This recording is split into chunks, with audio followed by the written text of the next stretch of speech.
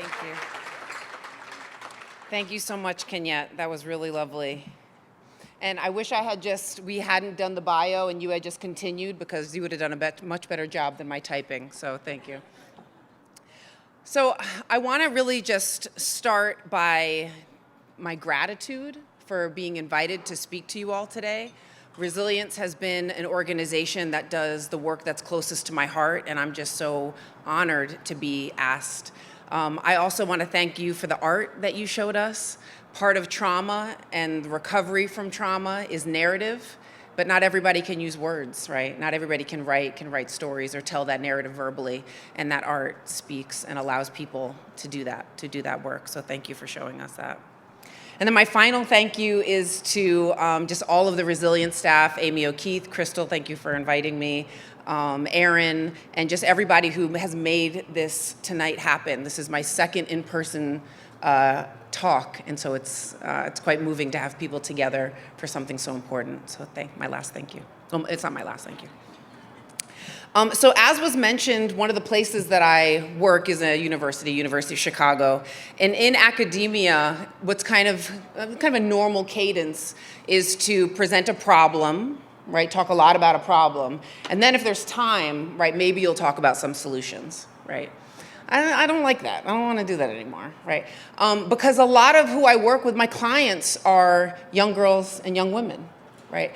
And when I look at them, I don't see problems. Right? I see really dynamic individuals. I see people with immense capacity to laugh, to love despite what they've experienced, and to still want to connect and reconnect. I don't see problems. And I don't think we talk about that enough. I don't think we talk about that desire to thrive even after these experiences. In my role as trauma psychologist, I often get asked to speak in the news about trauma and violence. And reporters, they'll ask my opinion about, why did perpetrators do what they do? Like, help us get in their mind. And less often do they talk about survivors and what survivors need to thrive, right? And what they really need in this time from us. Enter resilience, right? Resilience has a mission to help in the healing and empowerment of survivors. They also have a vision to help create a world that is free from sexual violence. And for anyone working with sexual violence and trauma, we know that is this hope that sustains us in the work we do. And this hope and really this belief that this world can happen is really the foundation for the work that I do and keeping me kind of fueled. So I'll tell you a story. I was in graduate school. I met the woman who would introduce me to what is my life's work. And it was really kismet, right? One of my advisors saw me struggling. It was not the last time that one of my mentors would see me struggling, I'll tell you that. And she said, come meet this woman, Dr. Stephanie Covington. She's looking for somebody to do some work with her. And you don't know what you're going to do for your dissertation. Just meet her. What do you got to lose? And I was like, free trip to New York. Yeah, I'm coming. And really, the rest has been my history, right?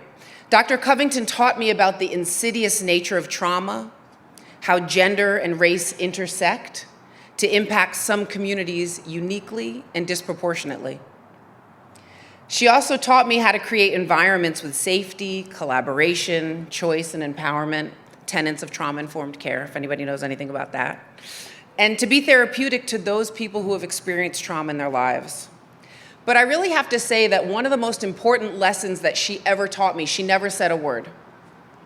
And so I was following her around the country because I was just trying to copy whatever she did, because I was like, I want to be like you.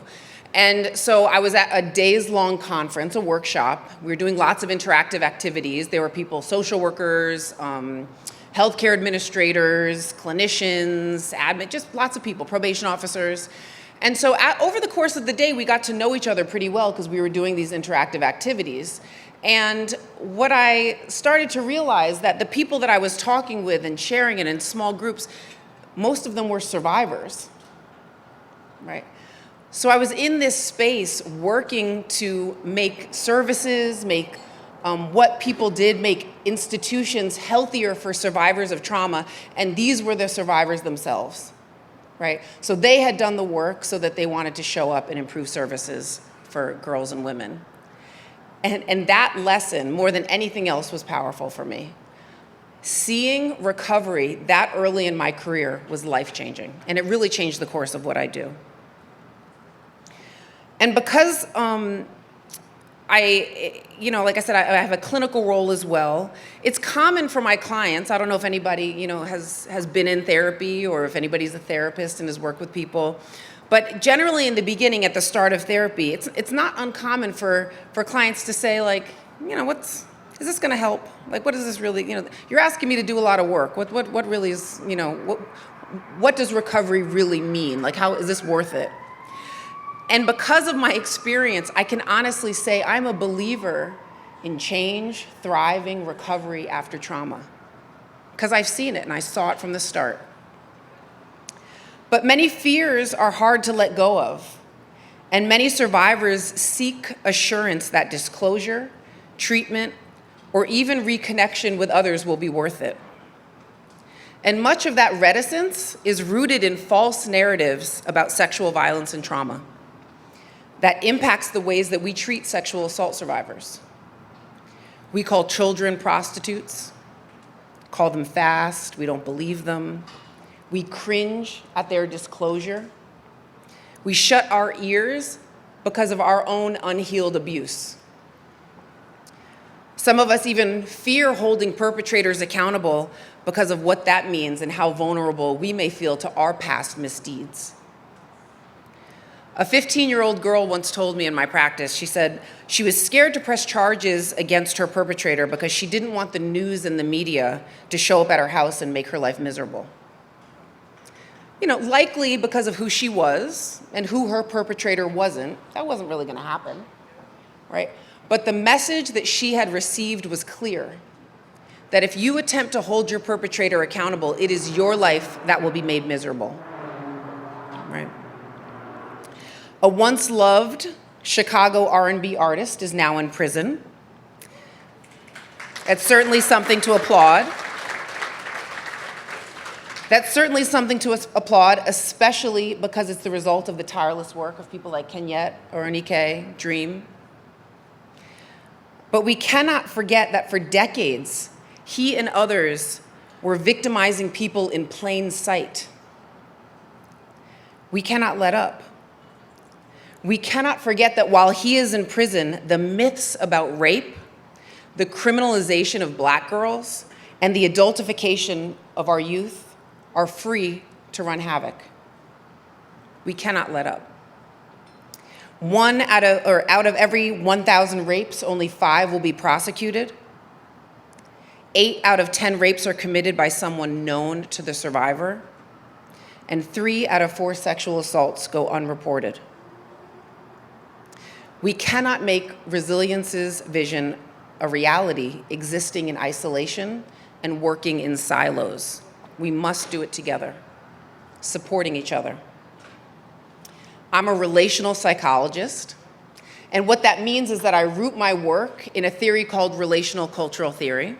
I'm not gonna do a psychology 101, so don't everybody relax, right? We're not doing a class here.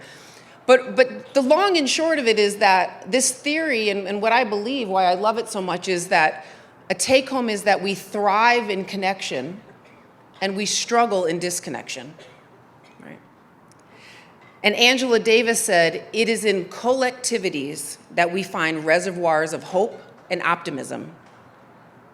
And I thank organizations like Resilience for bringing us together to work on this mission and this vision to support and empower everyone impacted by trauma, which is really all of us. Thank you to those in the audience. Thank you again to Resilience for having me and for continuing this mission and vision. And please continue to support the work that they're doing here. And thank you so much for coming. Thanks.